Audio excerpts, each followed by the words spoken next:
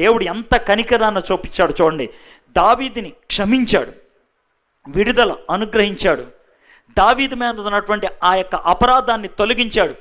దావీదు కుమారుణ్ణి అని పిలిపించుకున్నాడు యేసయ్య. దావీదు పురం అని పిలిపించుకున్నాడు యెరూషలేం పట్టణాన్ని. ఎందుకో తెలుసా? దేవుడు తన మీద ఉన్నటువంటి ఆ చెడుని తొలగించాడు, తన మీద ఉన్నటువంటి ఆ ముద్రను తొలగించాడు.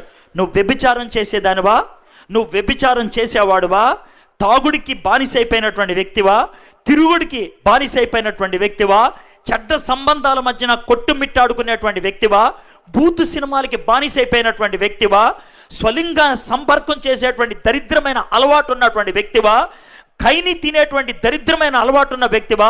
ఎవరైనా సరే యేసయ్య దగ్గరికి వచ్చి, యేసయ్య నన్ను క్షమించు, నన్ను ఈ పాపము నుంచి విడుదల అనుగ్రహించు అని అడగటానికి ఇష్టపడితే దావీదును క్షమించినటువంటి దేవుడు